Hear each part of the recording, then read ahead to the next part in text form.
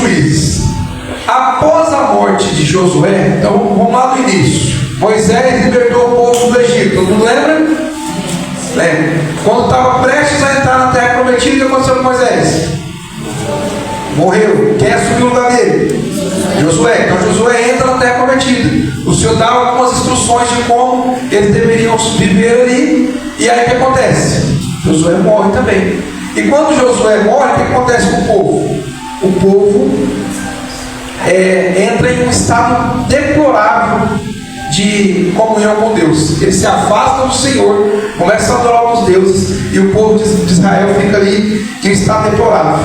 E aí o que o Senhor faz? Na imensa misericórdia dele, ele institui juízes. E toda vez que vinha um juiz, aquele juiz levantava espiritualmente Israel e o povo se voltava para Deus. E durante o período que o juiz ficava vivo, o povo continuava firme. Quando falecia o juiz, que morria o juiz, o povo novamente caía de novo, né? Então por isso que ficava naquele jeito. E aqui o Sansão, ele é o 12º juiz de Israel. Então quando a gente fala assim, ele veio libertar o povo, a gente pensa que ele estava cativo ali e veio para libertar. Não, ele foi um dos juízes usados para isso. Amém? Então todos eles tinham esse mesmo propósito, de libertar o povo, não da opressão dos inimigos ali terrestres, mas de libertar o povo da opressão espiritual que eles viviam, porque estavam longe da presença de Deus. Amém? Nesse caso aqui, 40 anos o povo estava sofrendo na ausência de um juiz e na ausência de Deus, porque fazendo coisas indevidas e pecando e se prostituindo e adorando outros deuses. Então eles começaram a ficar muito oprimidos, clamaram ao Senhor, o Senhor ouviu e na misericórdia dele enviou quem? Sansão. E aí a gente inicia a situação aqui. Então Sansão, igreja, ele já veio com um propósito. Amém? Como todos nós, a gente fala assim, Deus tem um propósito em sua vida. Aí as pessoas falam, isso não existe. Não, todos nós nascemos com propósito. Ninguém vem aqui para vegetar na terra. Para vegetar já tem as plantas, as árvores, aí já vem para vegetar. Pessoas não, pessoas vêm aqui com um propósito. Amém? E a gente vai aprender aqui na história de Sansão alguns pontos que às vezes a gente deixa passar quando a gente faz a leitura, porque geralmente a gente se apega Sansão e Dalila.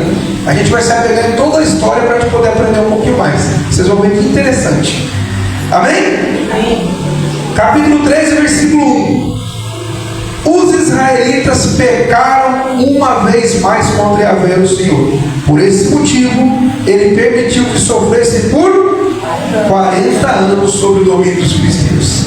Havia um homem do clã da tribo de Dan, cujo nome era Manoá. Sua esposa não podia gerar filhos. Certo dia o anjo do Senhor apareceu a essa mulher e anunciou-lhe: tu és estéril e não tem filhos, contudo conceberá e dará à luz a um filho. Portanto, de agora em diante toma cuidado, não bebas vinho, nem qualquer bebida fermentada, não coma nenhum alimento considerado impuro ou proibido, porquanto ficarás grávida e terá um filho, e ele terá os cabelos longos, porquanto sobre a sua cabeça não passará navalha, pois teu filho será consagrado a Deus como um nazireu. Desde o dia do seu nascimento, ele iniciará o processo de livramento do povo de Israel do jugo dos filisteus.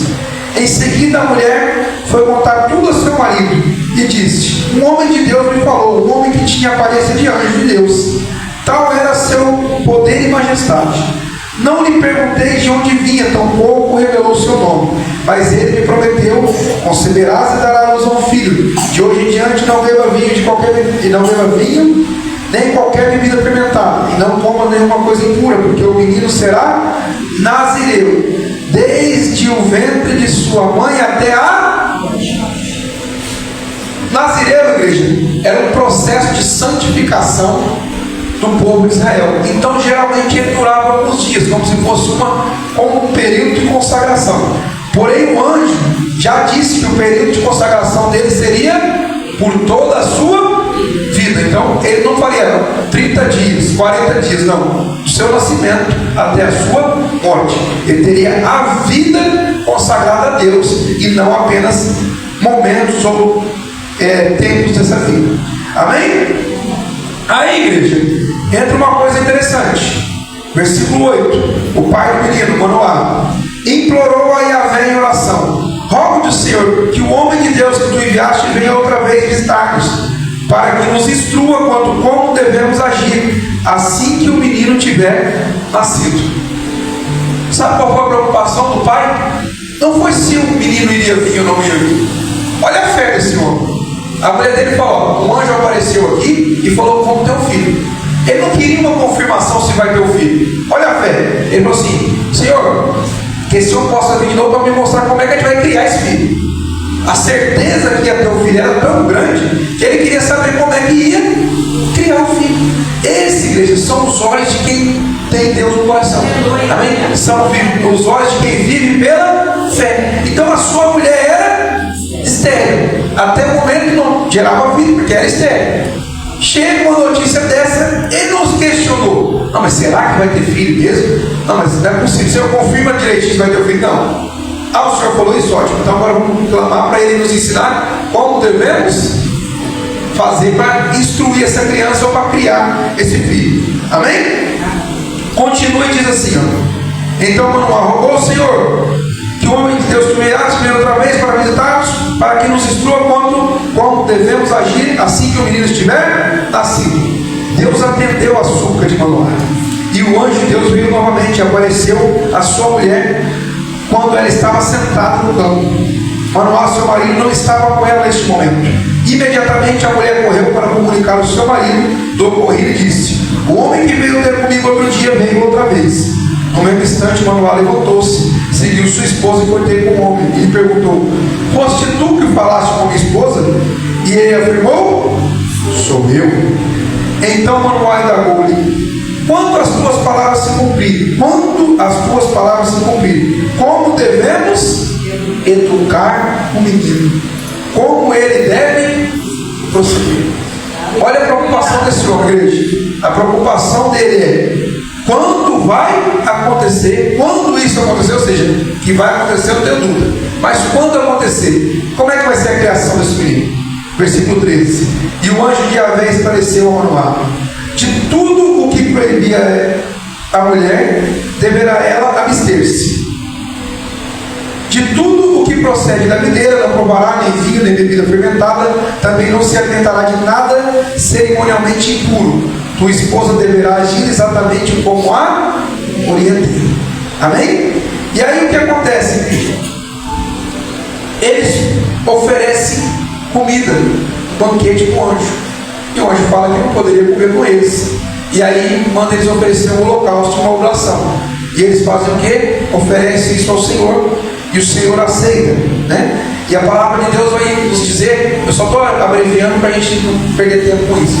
E a palavra de Deus vai dizer que no momento em que o Senhor estava recebendo o holocausto ali, que aquele fogo, o fogo foi crescendo, crescendo, e o anjo foi embora no meio daquele fogo. E eles ficaram espantados com o que viram. Diferente dos profetas de hoje, que vê anjo para lá, vê anjo para cá, conversa com o anjo, senta anjo, dá a mão aqui anjo, estou vendo ele aqui, vocês não estão vendo, mas eu estou vendo. Engraçado que os anjos da vida, quando aparecer, todo mundo via. Hoje em dia é diferente, o anjo só aparece para um. Está aqui, mas eu estou vendo e ninguém está vendo. Isso é que é estranho. Lá não, todo mundo via. Vou dar um exemplo para vocês. Olha que interessante isso aqui que eu vou falar agora.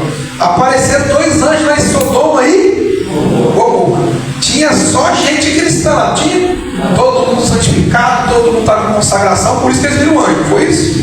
Não. A pior espécie de gente estava lá.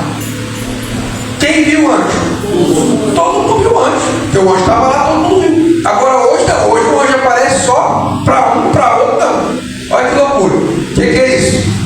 Falta de conhecimento da palavra de Deus. Meu povo perece porque lhe falta o conhecimento. Então quando você vê o anjo, veja o anjo. Amém? Apareceu um anjo. Olha, peraí, estou vendo. Está vendo ele? Você fala, estou, se tiver. Se não tiver vendo, fala, não vi ainda. Cadê? Tem que ser verdadeiro também, porque isso constrange a gente. A pessoa, você está no meio de 200 pessoas, os 200 falam, eu estou vendo hoje, você não está vendo, eu está vendo? Como é que você vai falar que não? Não estou vendo também, velho. Está vendo nada. Então, se estiver vendo, deixa vendo, porque o Senhor zela pela sua palavra. Amém? Ele chega ao profeta e fala, o que você está vendo? A profeta fala, estou vendo uma amoreira. Ele falou, disse, viste bem, porque eu zelo pela minha palavra. Então, se é uma moreira que está vendo, é uma moreira. Se é uma panela, é uma panela. Então, o que o Senhor mostra é o que é e pronto. Amém? No caso aqui era um anjo.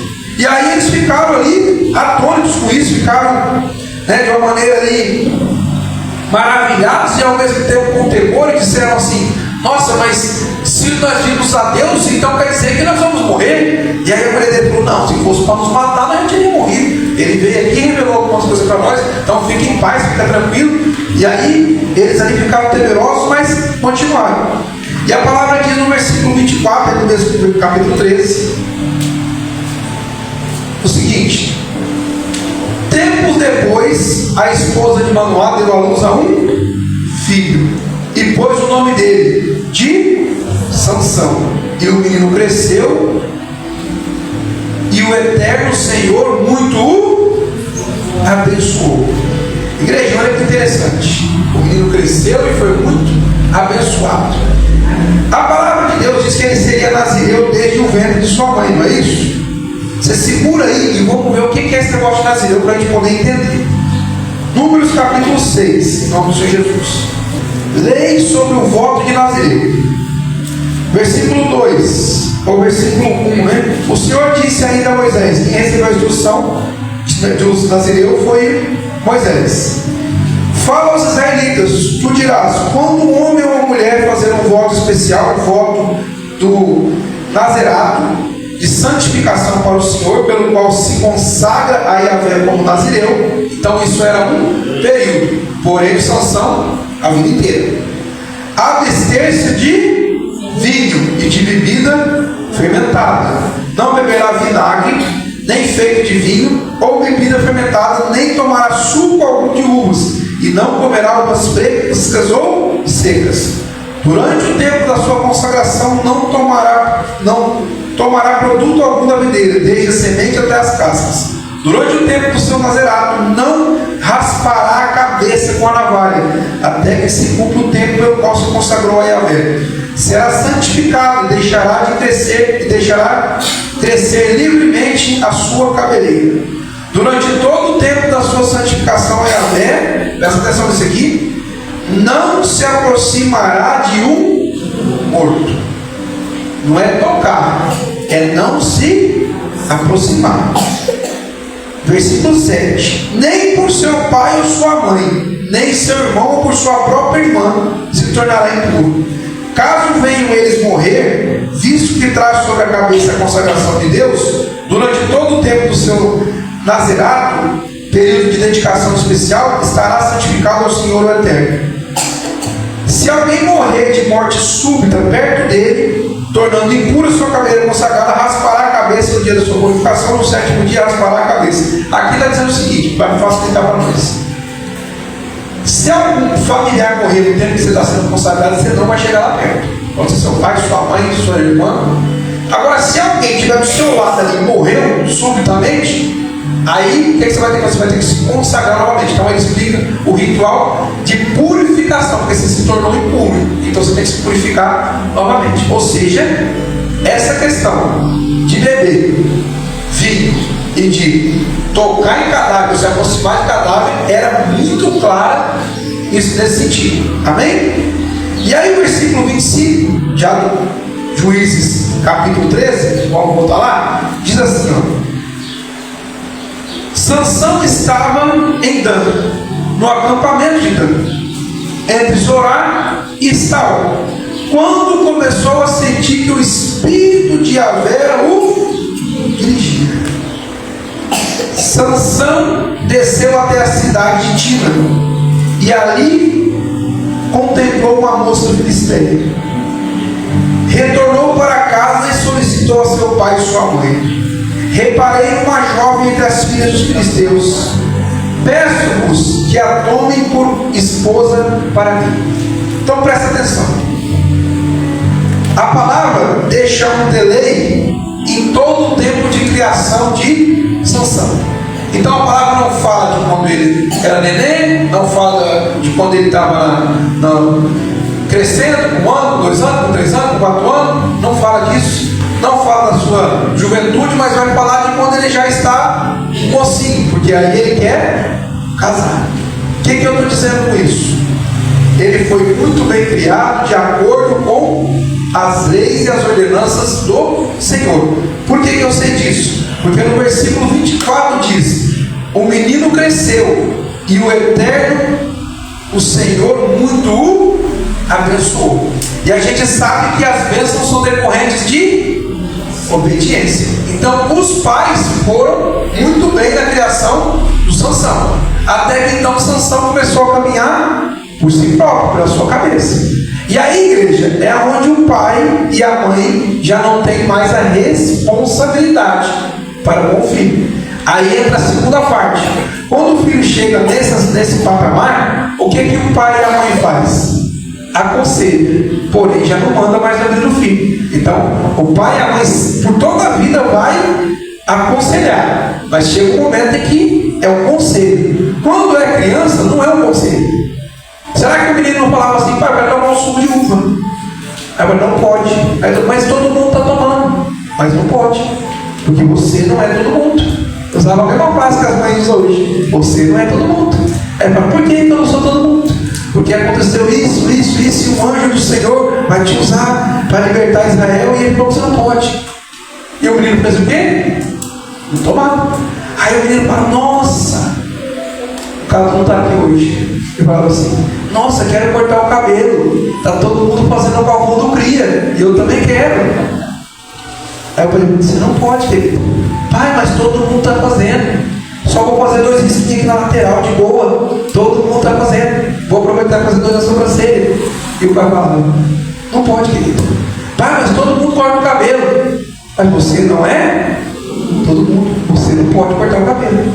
Amém? Então vocês entendem que nesse período a palavra não relata nenhum tipo de rebeldia, nenhum tipo de confusão, nada. Mas certamente isso aconteceu. Estou conjecturando, mas isso é uma coisa muito cotidiana. Então certamente aconteceu. Uma criança vai querer beber suco de uva, uma criança vai querer cortar o cabelo, como todo mundo corta. Então isso ali certamente aconteceu. Mas a palavra de Deus diz que seus pais então conseguiram levar ele até esse ponto aqui. Muito bem, graças a Deus. Aí ele já se torna um jovenzinho e vai visitar outros lugares.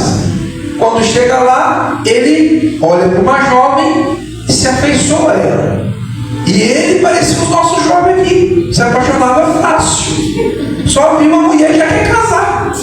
Tá que nem o nosso jovem aqui, cara, né? Então, beleza. Fala oi e você está apaixonado. Vou trocar o seu nome, eu quero casar com você. Então, tá desse jeito. E aí, Sansão já olhou, já se afeiçoou. Já falou: vamos lá, pai. Ele levou na casa da mãe dele. Vamos já acertar o casamento. Aí o que o pai dele e a mãe dele falou? Dá uma olhada aqui. Versículo 3. Entretanto, seu pai e sua mãe, os dois juntos, presta atenção nisso, isso é uma coisa fundamental. O pai e a mãe têm que estar em concordância com a educação dos filhos. Aleluia. Não pode o pai falar sim e a mãe falar não, a mãe falar não e o pai falar sim, não. Tem que estar em concordância. Qual que era o parâmetro que eles tinham aqui? Por que eles concordavam? Por que o pai e a mãe concordavam na educação? Qual que era o parâmetro que eles tinham? A palavra de Deus. Será, pastor? Vamos ver o que a palavra de Deus falava nesse tempo aqui para casamento. Segura aí que a gente já volta, viu? Deuteronômio 7:3. Não celebrarás matrimônio com qualquer pessoa de lá. Não concederás a tua filha a um dos filhos deles, nem aceitará uma de suas filhas como esposa para teu filho. Qual que é a instrução? É para não misturar os povos. Eles iam adentrar a cidade ali, e lá ia ter vários tipos de clãs ali, vários povos, e não era para eles se misturarem com esses povos. Então eles já sabiam disso. Porém, o que ele queria fazer? O Jó, volta lá no capítulo 14, casar com essa mulher, né? Filha de quem? Dos filisteus. O maior inimigo do povo de Deus naquela época era os filisteus. E ele queria. Quem estava oprimindo eles por 40 anos? Os filisteus. E aonde ele quer casar? Os filisteus. Olha que interessante. E o pai e a mãe então falam o quê? No entanto, seu pai e sua mãe questionaram: não há mulher entre as filhas dos teus parentes e no seio de todo o seu povo, para que vás procurar esposa entre os incircuncisos? Mas Sansão replicou ao seu pai: consiga-a para mim, te peço.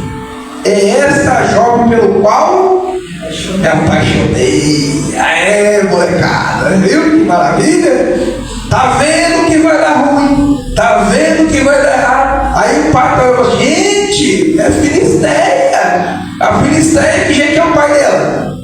Filisteu. Que jeito que é a mãe? Filisteia. Os irmãos, tudo filisteu. E o povo onde ela mora? Filisteu. O que a gente vai fazer lá? Você fala: pai, não queria te falar, mas eu me apaixonei. Não tenho olhos para outro. Tá bom. Pai é bonzinho. Porque tem duas formas de aprender as coisas. Duas formas, presta atenção. Uma é ouvir e deixar de quebrar a cara, né, Felipe? A outra é quebrando a cara. Duas formas, né? É bem simples. A primeira é ouvir, e a segunda é quebrando a cara. Tá aí o nosso exemplo da atualidade, Felipe.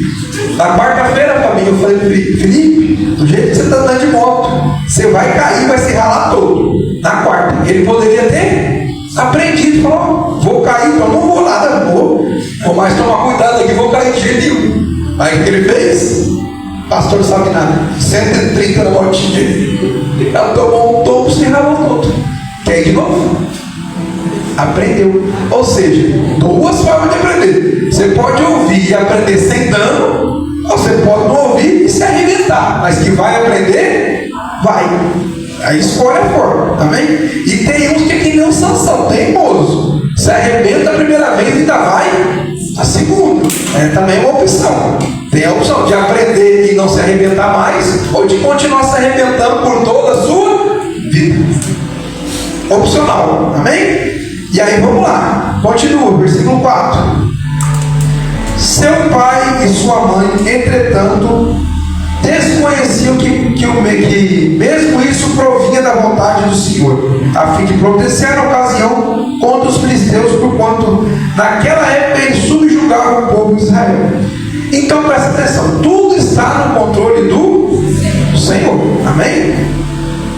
Então Sansão foi com seu pai e sua mãe para Tina. Quando se aproximaram das vinhas de Tina, de repente um grande leão partiu, rugindo na direção de onde estava Sansão. Foi então que o Espírito do Senhor apoderou-se de Sansão, e ele, sem nada nas mãos, rasgou o leão como se fosse um cabrito. Contudo, não contou sobre o incidente, nem quanto à maneira de como agiu ao seu pai e à sua mãe. Nós vamos aprender aí duas coisas essenciais. Primeiro, o Senhor está dando para nós, nos dias de hoje, a mesma coisa que Ele deu para Sansão, que é o que nós temos pedido para o Senhor, que é força e coragem. Isso Sansão tinha demais, força e coragem, né? Dito que veio o leão sobre ele, ele não correu, ele foi para cima do leão, porque ele tinha coragem. Rasgou o leão como um cabrito, porque ele tinha força. E as duas coisas vinham do Senhor. Então, cuidado para você não fazer o que não deve com o que o Senhor te dá, que é orgulho. Amém? A palavra do Senhor nos ensina lá em Provérbios que o orgulho precede a queda. Quando Sansão começar a entender que a força é dele, ele vai cair. Enquanto ele entendia que a força não era dele, a força era do Senhor, ele vai fazer conforme o Senhor quer. Amém? Quando a gente começa a entender que o dom não é do Senhor, o dom é nosso, aí a gente faz conforme a gente quer. Aí entra a queda, porque isso gera orgulho. Por isso eu expliquei na quinta-feira, quando a gente vai orar, a gente fala para a igreja: vamos orar. Por quê? Se o pastor começa a orar e os milagres começam a acontecer, o pastor começa a gerar nele um orgulho. Eu oro e o negócio acontece. Estou bichão mesmo. Já nem preciso de Deus. Deixa comigo. Né? Vocês não viram pastor esses tempos atrás, foi expulsar um demônio, falou em nome de Jesus, o demônio não sabe. Eu falei: em nome de Jesus ele não sabe. Você quer ver eu expulsar? Eu falei: olha o ponto que está chegando. Então, é basicamente isso, é o orgulho. A pessoa vai fazendo e vai ficando gerando um orgulho dentro dele. Foi o que aconteceu com Sansão. Ele ia tendo essas experiências de força e de coragem, e em determinado ponto ele achou que isso era dele, mas não foi agora ainda. Outro ponto que a gente precisa de entender, ele fez isso e ele não falou com seu pai e com a sua mãe. E a gente sabe disso, que toda vez que a gente omite um fato, é porque aquele fato não é agradável, alguma coisa não está batendo, alguma coisa não é legal, porque senão ele teria comentado. E o texto é bem claro em dizer que ele não falou nada com seu pai e com a sua mãe. Não entendi, pastor, vou só explicar. Deus é o que, nossa igreja? Nosso Deus, o que mais? Nosso Pai. Exatamente. Toda vez que a gente toma uma atitude que a gente não fala com o nosso pai, que a gente omite o nosso pai, a gente deixa de ter a instrução, deixa de saber o que deve fazer. E toda vez que um jovem ele é rebelde com o pai, nunca ele vai ter comunhão com Deus. Nunca. Se ele não consegue ter comunhão com o pai e com a mãe, ele vai ter comunhão com Deus? Não vai de jeito nenhum. Nunca isso vai acontecer. Toda pessoa que tem comunhão com Deus, ele tem comunhão com seus pais.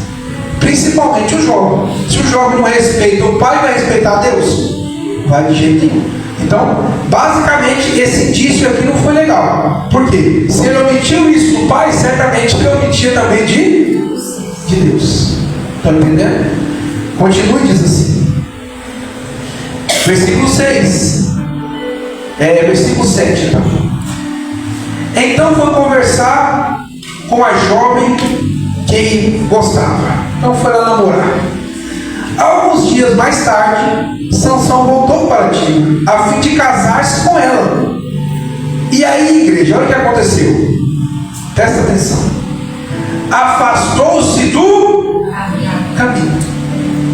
A palavra de Deus diz claramente para a gente andar no caminho. Não se afaste nem para a direita, nem para a esquerda. E para onde Sansão foi?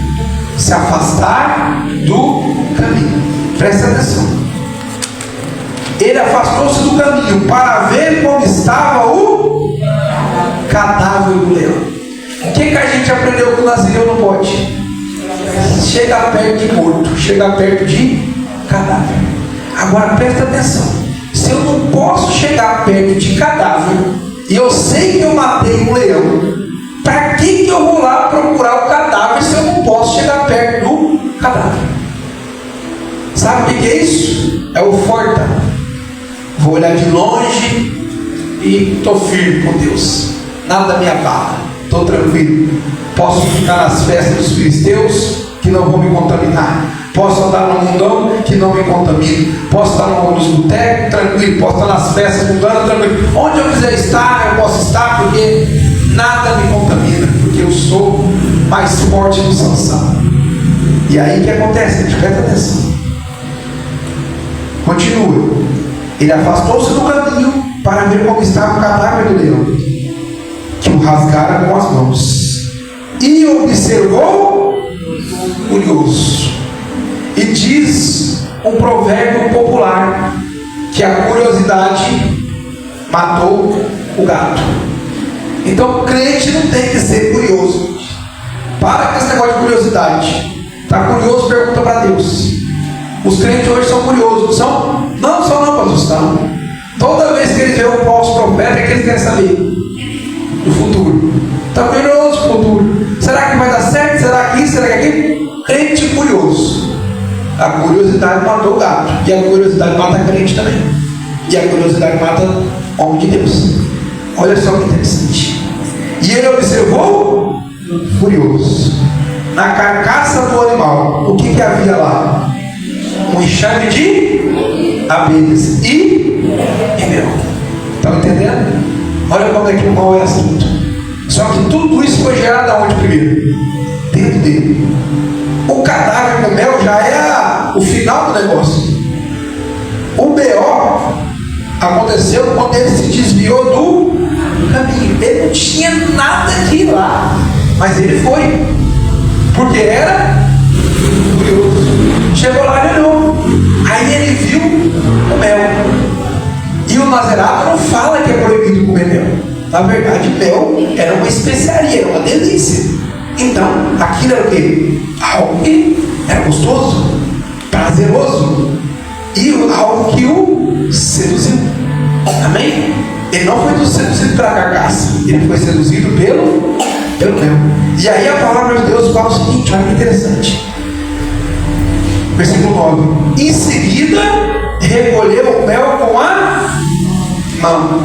Aí dá uma olhada, igreja. Como que você vai na carcaça do leão, recolhe o mel sem se aproximar do defunto? Não tem jeito. Ele foi até lá, certamente tocou no defunto e pegou o mel.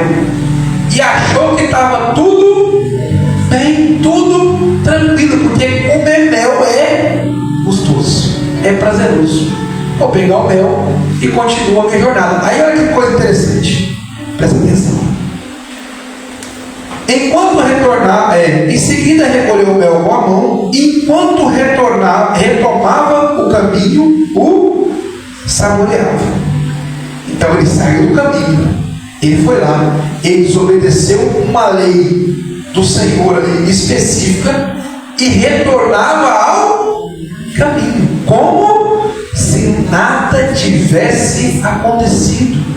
Como a gente vê nos dias de hoje, muita gente sai do caminho, procura o que não deve, se esbalda com os prazeres e retorna na maior cara de pau, como nada tivesse acontecendo, tranquilinho, igreja. Dita feito os falsos profetas dos dias de hoje. Esses caras são cara de pau. Eles estão fazendo tudo o que desagrada o Senhor e vem fazer uma oração para a igreja como nada tivesse acontecido. Vem pregar a palavra como nada tivesse acontecido. Vem louvar, vem adorar, vem cantar, vem tocar como nada tivesse acontecido. Mas o pior é que isso só não está acontecendo nos midiáticos. Não, isso está acontecendo nas igrejas locais. As pessoas estão dando um péssimo testemunho, fazendo o que não deve, saindo do caminho e retornando ao caminho como se nada tivesse acontecido. Mas a bocona está cheia de mel. Mas da onde produziu esse mel? Olha só que interessante. Continua. Versículo 9. Em seguida recolheu o mel com a mão, enquanto retomava o caminho e o saboreava, aproximando-se de seu pai e sua mãe. Ou seja, quando ele saiu do caminho, ele saiu de perto do seu pai e da sua mãe. Porque o seu pai e a sua mãe permaneceram onde? No caminho. Vocês estão entendendo? O pai e a mãe permaneceram no caminho. Ele saiu do caminho, saiu sozinho e voltou. E o pai e a mãe estavam onde? No caminho. Olha o que acontece.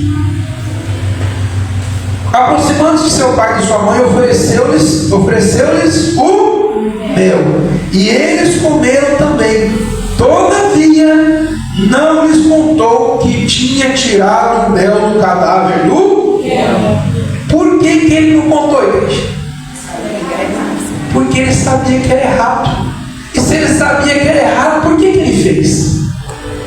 Vocês entendem que às vezes a gente finge bobo? Não, ele estava cansado de saber que ele não podia tirar esse mel da boca do leão. Tanto que ele omitiu esse fato do seu pai e da sua mãe. Porque o seu pai e sua mãe, pelo jeito aqui, eram pessoas de Deus, que não se desligavam do caminho, trilhavam o caminho. Porém, ele tinha essa facilidade de sair e voltar no caminho, que o couro era grosso. Então ele saía e voltava no caminho. E aí a palavra do Senhor vai dizer que ele voltava e não falava nada. Não é assim que acontece nos dias de hoje? A pessoa vai lá, nos filisteus, faz o que deve, o que não deve fazer, retorna para a igreja, não se arrepende e não fala nada. Vamos fingir que nada aconteceu, continua no caminho. Não é assim? Do mesmo jeito que pode ver, quando acontece algo pior na igreja, fica uma semana afastado, na semana da frente volta como se nada tivesse acontecido. Não houve um pedido de perdão, não houve um arrependimento, não houve uma reparação, tampouco o fruto do arrependimento, mas volta-se para o caminho como nada tivesse acontecido. E da mesma forma, ainda vem saboreando o mel. O fruto do pecado deve ser saboreado no caminho. Presta atenção. Continua o texto. Versículo 10. Seu pai desceu até a casa da jovem filisteia, e Sansão realizou uma grande, conforme a tradição dos noivados. Aonde que o povo de Deus vai fazer uma grande festa, gente? Entre os filisteus. Como que é uma festa dos filisteus? Igual a festa do povo de Deus? Totalmente diferente. Regada a bebida, música alta, prostituição, coisas imundas, né? Coisas de consumir imundas, ou nos dias de hoje, drogas, tudo quanto é coisa que não presta. Mas o povo de Deus está fazendo o quê? Está indo festejar junto com eles. Qual que é a justificativa? Eu não estou bebendo, e quando toca aquela música eu nem estou escutando, né? Não estou conversando com ninguém, não estou comendo da carne, não estou isso, não sei o que está fazendo se não está participando, né? Porque uma coisa estranha é a pessoa estar no meio de uma festa e dizer que não está participando. É a mesma coisa de falar para mim, vamos para uma espinha, pula na piscina e fala, não me molhei. É igual. Como você vai pular na piscina e não vai se molhar? É a mesma coisa de você estar no meio de uma festa dos filisteus e achar que está tudo normal. E os filisteus, igreja, eles têm os costumes deles, não é isso? Então o que acontece? Se os nossos costumes são diferentes do costume dos filisteus, cabe a nós fazer o quê? A gente se consagrar, não querer mudar os filisteus. Aí sabe o que a gente fala? Não, mas quando eu vou na festinha eles põem uma música gospel. Ficou uma festa filisteia gospel. Qual que é a diferença? Mudou? Deixou de ser filisteu? Não, só colocou um louvor para te enganar, mudou. Aí todo mundo adorando, cantando louvor bíblico. Olha que beleza. E o céu em tristeza, e o inferno recebendo louvor e festa. Porque para Deus não pode ser. Porque a palavra de Deus é bem clara, não há comunhão da luz com as trevas. De uma fonte não pode sair água doce e água amarga, então não tem jeito. Mas o Sansão aqui estava achando, porque ele tinha muita força e coragem. Faltou aqui, igreja, bom senso. Força e coragem, mas sem bom senso. Continua o texto, diz assim. Assim que, o versículo 11, viu? Assim que os filisteus o viram chegar, trouxeram 30 rapazes para o acompanharem como paraninfos durante o banquete, como se fossem os seus padrinhos. Havia uma tradição. Então, olha só. E eu esqueci de falar para vocês um detalhe importantíssimo sobre os filisteus, que eu não disse no começo. Os filisteus eram o povo mais perigoso que tinha naquela região. Por quê, pastor? O exército deles era maior? Os cavalos, os homens, os soldados? Não. Porque a estratégia deles era diferente de todos os outros. As estratégias dos outros eram a estratégia militar. Eles queriam ir lá, lutar, vencer e dominar. Os filisteus não. A estratégia deles era se infiltrar. E de que forma eles faziam isso? Principalmente casamento. Casavam com seus filhos com as filhas do povo de Deus. Suas filhas entregavam aos filhos do povo de Deus. E assim eles iam se infiltrando. Se infiltravam e depois dominavam a cultura, dominavam todo o povo sem dar uma facada, sem dar uma espadada. Só na sabedoria. Era o que eles estavam fazendo. E ninguém estava percebendo. Estava lá os filisteus em festa, trouxeram 30 padrinhos. Desses 30, algum deles era do povo de Deus? Algum judeu? Não, todos eram filisteus. Todos filisteus. É o crente. Ele está lá participando da festa. Todos que estão ao redor dele são filisteus. E ele se liga. E aí o que acontece? Conversa vai, conversa vem, bebida vai, bebida vem. E eles fazem o quê? Sansão então lança um enigma e faz uma aposta com eles, E a gente já conhece essa aposta. Vai versículo 12, vamos ler para ficar mais fácil. Então Sansão lhe apresentou uma charada, dizendo: diz-me, propondo um enigma, se apresentares a solução dele no discurso dos próximos 7 dias das celebrações de núpcias, eu vos darei 30 vestes completas de linho e 30 mudas de roupa. No entanto, se não conseguires apresentar a resposta do problema proposto, vós tereis que me dar 30 peças de linho, 30 peças de roupa de festas. E os moços responderam: propõe então teu enigma. Aí o que aconteceu? Sansão propôs o enigma e eles fizeram uma aposta. No caso aqui, essas mudas de roupa aqui era algo muito caro na época, tinha um valor muito alto, e eles aceitaram. Porém, igreja, o povo filisteu não é povo de Deus, eles não são pessoas justas. E a palavra do Senhor vai dizer que durava 7 dias, 7 dias de festa. As núpcias duravam 7 dias, estavam no período de festa. Quando terminar esse período de festa, vocês me falam bem qual que é a solução do enigma. O que eles fizeram?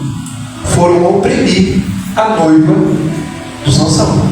Ó, você vai ter que falar para ele nos dizer qual a solução do enigma. E olha o poder persuativo de uma mulher. Ela começou a perguntar para ele sobre isso. O texto vai dizer que ele falou para ela assim: eu não falei nem para o meu pai, nem para minha mãe, porque como falar para você. Só que aí ela usou a estratégia da mulher para derreter o homem. Qual que é a estratégia da mulher para derreter o homem? Chorou. Então presta atenção, abençoadas do Senhor. Se um homem estiver discutindo com você e você pegar um pedaço de pau, ele vai ficar feliz em pegar outro, porque ele está doidinho para acertar a sua cabeça. E você vai perder, porque ele tem muito mais força. Agora, quando você chora, você desmonta o homem, porque ele não sabe lidar com aquilo. Então ele não sabe como é que é. Agora, pegou uma espada, ele pega outra. Deu um tapa, ele dá outra. Deu um murro, ele dá outro, porque ele está acostumado com isso. Agora, você chorou, ele não vai chorar junto. Aí ele não sabe o que fazer. Aí desmonta. Então, ela qual estratégia ela usou? Enquanto ela estava com o pessoal aqui: fala para mim, nós vamos morrer se você não falar para o papai. Estou doido de você, não sou você, sua mulher. Ele falou: falei nem para o meu pai, nem para minha mãe, vou falar para você. Agora, quando ela se entristeceu e chorava muito: ô querida, o que está acontecendo? Por que você está chorando? Falou: você me fala, enigma. Aí ele foi e falou. Estão entendendo o que eu estou dizendo para vocês? Estratégia de persuasão da mulher: choro, choro. Não briga, briga é homem, choro mulher. Estão entendendo isso? Toda vez que a mulher partir para a briga, vai sair no prejuízo, né? Na melhor das hipóteses, ela apanha e o marido vai preso na lei de Maria da Penha. Então, isso nunca vai ser legal. Melhor sempre, então, chorar. Amém? Aproveita que a maioria dos maridos está aqui, que você está aprendendo isso, e chora. Amém? Chega lá, chora. Nada de querer briga, chora. Vocês vão ver que dá certo. 2 vezes Sansão caiu nesse, o mais forte que tinha no mundo. Imagina se ela levar: Sansão, vamos numa queda de braço, quem ganhar responde o outro tempo. Sansão, você não te dá um tapa na sua orelha. Sansão, não tem o que fazer com o homem. Irredutível. Foi bem claro, não falei nem para meu pai nem para minha mãe. Então, pouco para você. Aí o que ela fez? Chorou, ficou tristinha. Aí o homem não resiste. Nossa, o que eu vou fazer? Ele se sente fraco quando isso acontece. E aí, ele vai e revela o segredo para sua noiva. O pessoal veio oprimir ela. Ele falou: se você não falar para nós o que está acontecendo, nós vamos te matar e matar seu pai. O que ela faz? Revela para eles. Chega no dia de saber se eles saberiam ou não. O que eles falam? Revelam. O enigma foi sobre o leão, né? E o mel lá. Então eles falam sobre o enigma, matam a charada, e o Sansão percebe o quê? Se vocês não tivessem persuadido a minha esposa ou a minha noiva, vocês nunca saberiam. Ele viu o que aconteceu. E aí ele ficou furioso. E começou uma grande briga. Foi, desceu por outra cidade, matou alguns jovens que estavam lá, trouxe as vestimentas dele aqui, ó, pagamento aqui, ó. Ficou louco. Já viu umas raposas lá, já pegou essas raposas, amarrou uma na outra, depois tocha de fogo e soltou. no trigo deles, acabou com a plantação toda, ficou louco. Por isso que eu falo, não deixa o mão de louco, ficou louco. Aí, olha o que acontece, gente. Versículo 19, vamos seguir no 19 aqui para a gente ver aqui um pouco do que aconteceu, do capítulo 14. E seguindo o Espírito do Senhor apoderou-se de Sansão, ele desceu até Ascalon, matou 30 homens, tomou as suas roupas de festa e as entregou aos que tinham desvendado o enigma. Depois, irado, partiu para a casa do seu pai. Então a mulher de Sansão foi entregue a um dos seus 30 amigos. Olha aqui, amigo, gente. Presta atenção. Por isso que eu falo, homem, não seja trouxa. Não fica levando o filisteu para sua casa, não. Na verdade, ele está querendo a sua mulher. Então para de ser besta. Filisteu fica lá na Filisteia, não fica na sua casa. Para de chamar filisteu para o seu convívio. Para de andar com filisteu. Para de ter filisteu ao seu redor. Filisteu é filisteu. Se fosse homem de Deus, não era filisteu, era convertido. Se fosse bom, era convertido. A pessoa às vezes fala assim: ah não, mas fulano de tal, ele é melhor do que os que estão na igreja. Aí você fica olhando, se ele fosse melhor do que estavam na igreja, ele estaria onde? Na igreja. A igreja só não é tão ruim porque aquela pessoa não está aqui, senão seria pior ainda. Então, na verdade, a igreja está ruim, mas está precisando de gente pior. E esses piores é os que ficam falando da igreja. É muito pior do que está na igreja. Só não está mais ruim ainda que eles não estão aqui. O dia que chegar, aí fica maravilhoso. O que eu estou dizendo com isso? Filisteu é filisteu. Crente é crente.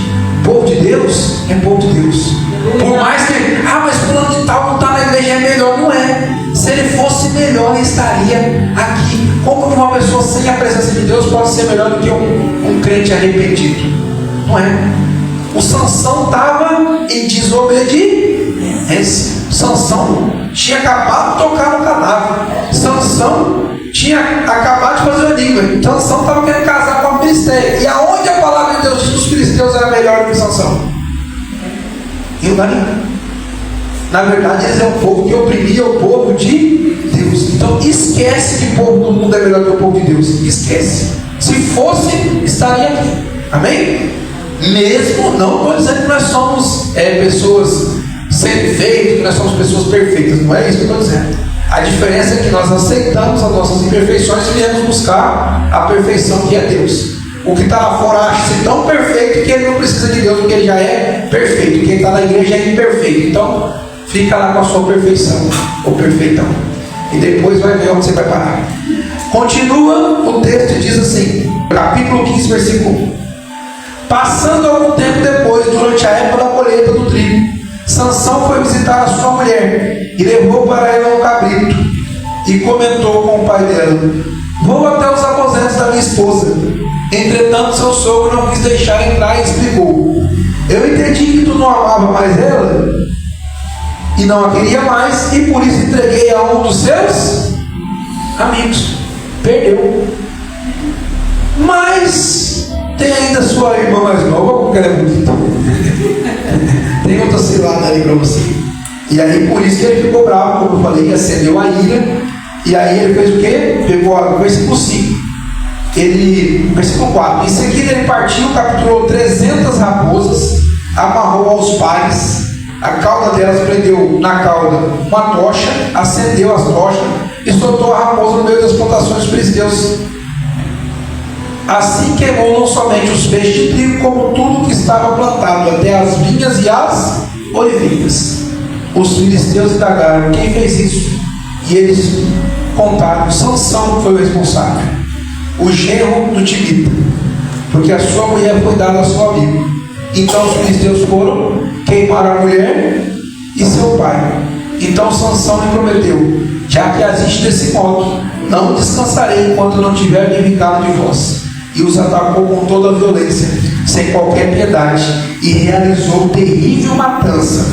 Logo depois desceu a gruta do rochedo de Etam e ali se recolheu. Aí o que aconteceu? Vou abreviar aqui para dar tempo para nós. Aí o que aconteceu? Os filisteus quiseram se vingar e foram com o povo de Deus, os israelitas, começaram a fustigar eles. Aí os israelitas falaram assim: não estou entendendo por que vocês estão nos atacando. Aí nós viemos atacar, não foi vocês, foi Sansão, porque fez isso. Aí Eles falaram, então vamos entregar o Sansão, porque aí nós ficamos livres dessa opressão. E aí eles foram procurar Sansão. Falou para Sansão, se entrega, senão eles vão matar nós, porque sabiam que não tinha como capturar ele, né? Então pediram, se entrega. Sansão falou, se eu me entregar, vocês juram que vocês não vão me matar? Ele, não, nós não vamos fazer nada com você, então se entrega. Aí o que Sansão fez? Não tá, vou me entregar. E foi. Quando ele estava chegando preso, versículo 14 do capítulo 15, diz assim: quando os homens trazendo Sansão se aproximaram da cidade, os filisteus partiram ao encontro do grupo, aos gritos de vitória. Então estava lá, né, festejando, já que tinha prendido Sansão. Mas o Espírito de Yahvé veio sobre. Então vocês percebem, a força não estava nele. Toda vez que a palavra de Deus vai nos mostrar que ele fez algo ali, fez alguma maravilha, algum prodígio, sempre fala, e o Espírito do Senhor veio sobre ele. Então, a força não estava nele, a força estava em Deus. Quando o Espírito se apoderava dele, o que acontecia? Quando os homens, os cristãos partiram ao encontro do grupo, eis que o Espírito de Yahvé veio sobre Sansão. As cordas que amarravam o seu braço se tornaram como fios de linho, queimados ao fogo, e os laços que o prendiam se soltaram das suas mãos. Ao ver a carcaça de um jumento, imediatamente pegou a queixada do animal e com ela matou 1000 homens. Então bradou, com uma queixada de jumento eu os amontoei, com uma queixada de jumento abati 1000 homens. E quando parou de bradar, jogou fora a queixada, e aquele local passou a ser chamado como Colina da Queixada. Sentindo grande sede, Sansão clamou ao Senhor, dizendo: foste tu, ó Senhor, que alcançaste esta maravilhosa vitória pela mão do teu servo. E ele reconheceu, igreja. Mas será que agora terei que morrer de sede e cair nas mãos dos circuncisos? O que aconteceu? Olha que interessante. Ele tinha acabado de vencer 1000 homens com uma queixada de jumento. Como é que estava o seu ego? Lá em cima. Aí depois que ele fez isso, o que ele sentiu? Tinha água lá. Aí como é que aconteceu o seu ego? Realmente eu dependo de Deus. Acabei de matar 1000 homens, agora eu não tenho um copo de água. Só Deus me dá essa água. Você entende o que Deus faz? Ele nos mostra que nós estamos eternamente dependentes dele. Independente do grau da magnitude das obras nossas, daquilo que ele nos faz a gente alcançar. Deus sempre está no controle, sempre está no comando, e a gente sempre na dependência dele. Eu sou o Sansão, juiz de Israel, eu acabei de matar 1000 homens e vou morrer de sede se Deus me dá água. Você entende isso? E agora a palavra de Deus é o seguinte: então Deus, versículo 19, então Deus fez abrir a rocha que há na cidade da lei, e dela brotou água, e Sansão bebeu, e suas forças foram revigoradas. Vocês estão entendendo isso? Quem bebe da água do Senhor, as suas forças serão revigoradas. A palavra não diz assim: e ele matou a sua sede, e ele saciou a sua sede. A palavra diz: e as suas forças foram revigoradas. Quem beber da minha água nunca mais terá sede. Amém? Então as suas forças foram revigoradas, restauradas. Nós não podemos nos afastar do Senhor, senão as nossas forças vão se acabar. É por isso que vem o desânimo. É por isso que às vezes a gente anda muito desanimado. E é por isso que a Karina falou: às vezes quando a gente está aqui, a gente se anima e depois lá fora desanima. A pastora fica brava comigo de vez em quando, né? Eu chego, às vezes, igual eu chego, quinta-feira eu cheguei, eu saí na quarta, meia-noite, voltei na quarta, às 10 horas da noite, aí saí na quinta, 1 hora, e voltei na quinta, 7 horas. Deu quase 24 horas, né, voltando. Aí eu cheguei aqui, e eu estava animado quando eu cheguei, rapaz do céu. Aí cheguei animado, nós já temos aquela estendida no culto até 9 e pouca, né? Já cantamos 5 louvor, acabou até com a minha voz, a gente não tem mais o que falar, naquela animação total. E chegou em casa, o dia que eu estava morto, 24 horas sem dormir, Aí vai eu dormir. Por que você está animado aqui também? Eu sei que você quer dormir. Não consegue nem assistir um filme? Eu fui assistir filme e chega. Filme 2 horas de duração. E chega e assiste. Você não consegue assistir um filme? Não. Por que você não fica igual você está lá na igreja? Porque lá na igreja eu estou recebendo da água. E lá em casa não. Lá a gente está gastando. Então aqui a gente recebe, lá fora a gente gasta. É assim que acontece. Por isso ela falou hoje de manhã. Daqui a pouco a gente vai ter que morar na igreja. Eu falei, ótimo, vamos ficar aqui só recebendo, né? Vai ser uma maravilha, vai sair de vez em quando e voltar. Vai ser uma bênção. Então, o que acontece?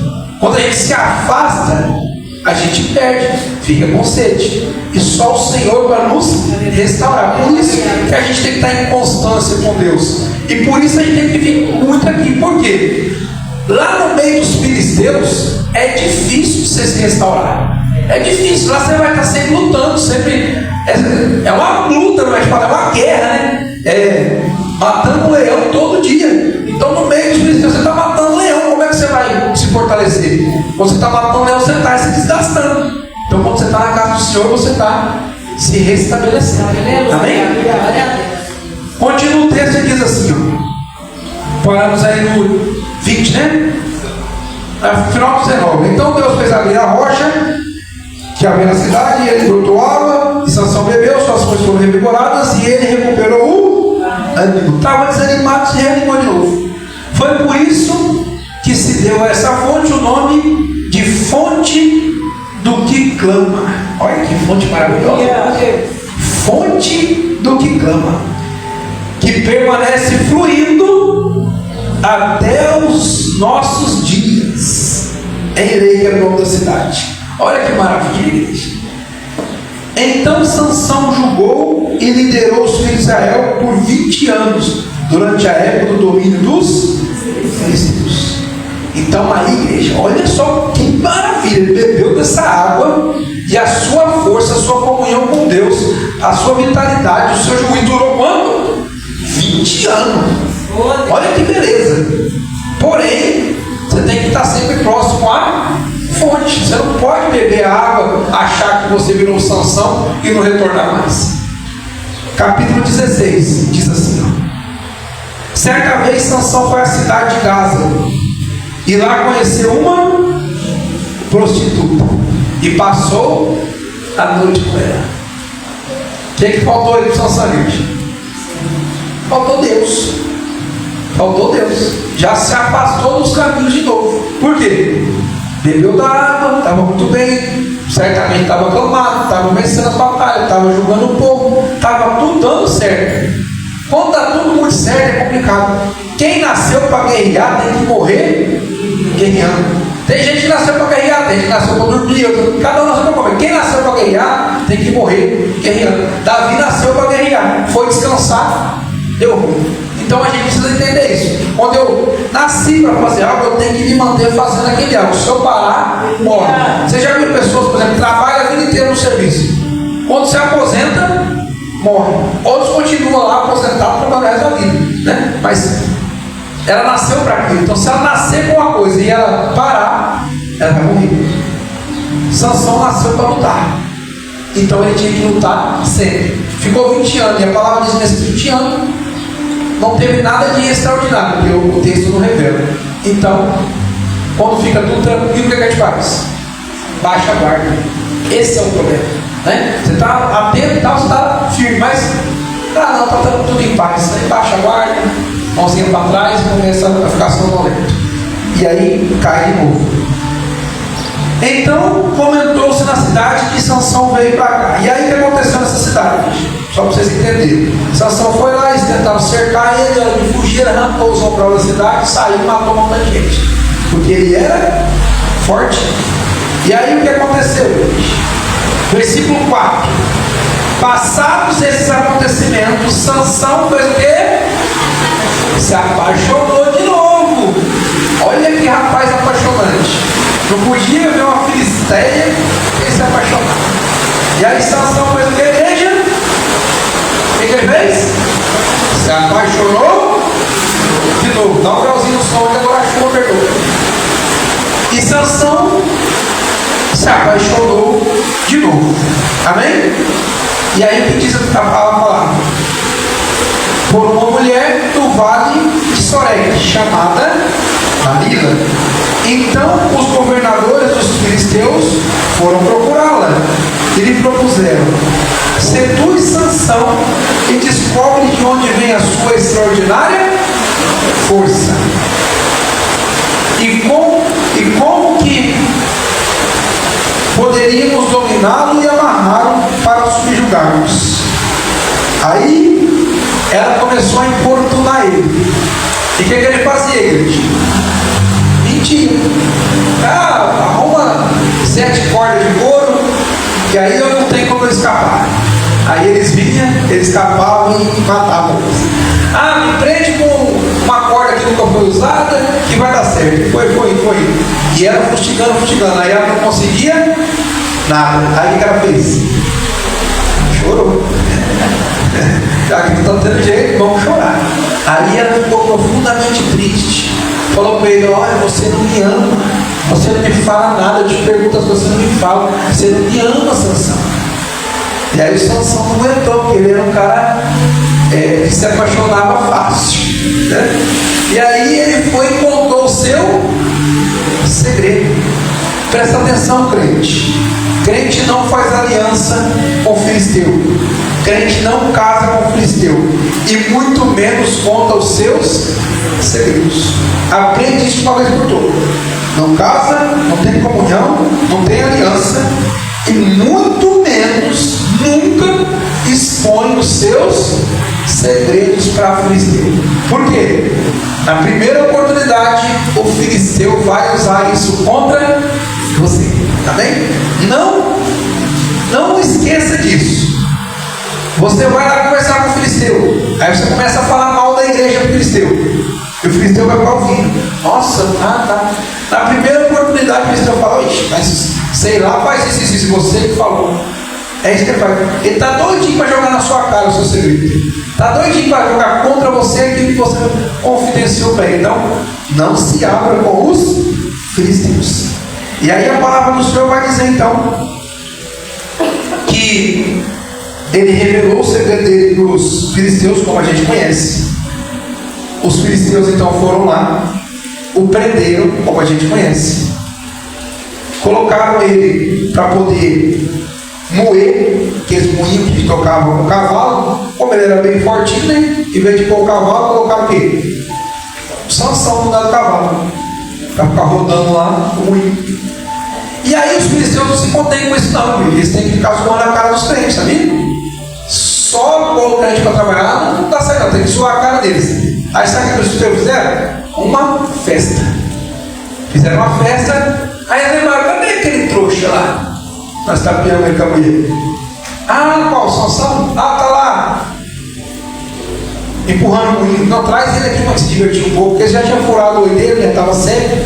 Furaram o olho 2 vezes, ele não aprendeu, né? A primeira vez, pegaram a mulher dele, era todo cara, já era os fura-olho. Ele não percebeu o sinal, filho. Tem que ficar atento. Fura-olho espiritual. Depois furou mesmo os olhos dele. Aqui ele não estava enxergando nada mesmo, para ficar atento, né? E aí, primeiro furaram o olho dele, entregando a mulher. Outro cara, depois furaram os olhos dele mesmo. E aí vamos trazer ele para a gente se divertir. Capítulo 16. Tá isso aí, meu querido? Só adiantei, porque senão a gente vai sem tempo. Versículo 26. Então Sansão pediu ao jovem que o guiava pela mão. Vamos um pouquinho antes. 23. Então os chefes dos filisteus se ajuntaram para oferecer um grande sacrifício em honra a seu Deus Dagom e para comemorar os seus feitos, pois exclamavam: nosso Deus nos entregou nas mãos do Sansão, nosso principal inimigo. Vocês entenderam o que aconteceu? Vou falar de novo. Eles nos disseram: nós tivemos uma bela estratégia e conseguimos prender o Sansão. Eles disseram o quê? O nosso Deus entregou o Sansão em nossas mãos. O que eles estavam entendendo? A luta não era uma luta natural, era uma luta espiritual. Amém? Como Sansão não estava muito firme espiritualmente, olha o que aconteceu. E aí o que acontece, querido? E assim que o povo avistou passando a bradar louvor, seus deuses, dizendo: nosso Deus nos entregou nas mãos do nosso adversário, responsável pela destruição da nossa terra, aquele que multiplicou o número dos nossos mortos. Com o coração cheio de júbilo, cheio de alegria, eles gritavam: traz-nos Sansão para que possamos nos divertir com ele. E assim tiraram Sansão do cárcere, a fim de se divertir todo o povo. Colocaram em pé entre as duas colunas do templo, para zoar ele, rindo da cara dele, né? E aí o Sansão falou o seguinte, versículo 26, para finalizar: então Sansão pediu ao jovem que o guiava pela mão: por favor, deixa-me apalpar as colunas que se apoiam ao templo, pois preciso me encostar nelas. A casa de Dagom, o templo, estava repleto de homens e mulheres, que ali estavam reunidos todos os príncipes e líderes dos filisteus. Na galeria havia cerca de 3.000 homens e mulheres se divertindo com a presença de Sansão humilhado. Em um certo momento, Sansão ergueu um clamor a Yahvé: ó soberano Deus, eu te invoco e suplico, dai-me força só mais esta vez, para que me vingue dos filisteus pelos meus 2 olhos cegados, ó Senhor. Presta atenção, igreja. Até então, ele estava achando que a força dele estava no cabelo. Não foi isso que ele falou para a mulher? Se você cortar meu cabelo, eu perco minhas forças. Ele continuava sem cabelo. Mas aí ele pediu para quem? Para Deus: Deus, me dá força só mais uma vez. É por isso que eu sempre digo: a nossa força vem do Senhor. Versículo 29. Imediatamente Sansão forçou as 2 colunas centrais, sobre as quais o templo todo se firmava. Apoiando-se nela, tendo a mão direita numa coluna e a esquerda na outra, exclamou: que eu morra com os filisteus. Em seguida eles a empurrou com toda a extraordinária força, e o templo desabou de uma só vez sobre os governadores e todas as pessoas que ali se reuniram. Portanto, Sansão matou mais gente no momento da sua morte do que em toda a sua vida. Os irmãos de Sansão e toda a sua família de seu pai, e a família do pai de Sansão, foram buscar o seu corpo, e eles o levaram à sepultura nas terras e ficaram em Zorá. No túmulo de Mauá, seu pai, Sansão foi juiz e chefe de Israel durante 20 anos. Amém? Igreja, olha que coisa terrível. Esse homem, ele teve que ficar cego para poder enxergar. Esse homem teve que morrer para cumprir com o seu propósito. Tudo por causa da desobediência. Tudo por causa do seu ego. Tudo por causa do seu orgulho. Vocês estão entendendo, igreja? Um homem desse, se ele segue os caminhos do Senhor, sem se desviar nem para a direita nem para a esquerda, sabe o que ele seria? Imbatível. Porém, o inimigo, ele age dessa forma, seduzindo, igreja, para tirar as pessoas do caminho. Conseguiu tirar ele do caminho, e não só uma vez, várias vezes. Assim o tirando a sua força. Da mesma maneira que ele quer fazer com nós nos dias de hoje. Toda vez que a gente está fortalecido no Senhor, ele tenta nos abalar de alguma maneira, tenta nos enfraquecer de alguma maneira, e a gente tem que focar sempre em Deus. Esquece até da estratégia, foca em Deus, porque Ele é o nosso refúgio, Ele é a nossa fortaleza, e só no Senhor é que devemos confiar. Amém? Independente da situação. Sansão já estava ali em uma situação irremediável e que não tinha mais o que ser feito. Ele era um homem cego, preso no meio dos filisteus. Naturalmente falando, ele não podia matar, ele não podia ferir, ele não podia fazer nada com ninguém. ele era ali um aleijado, né?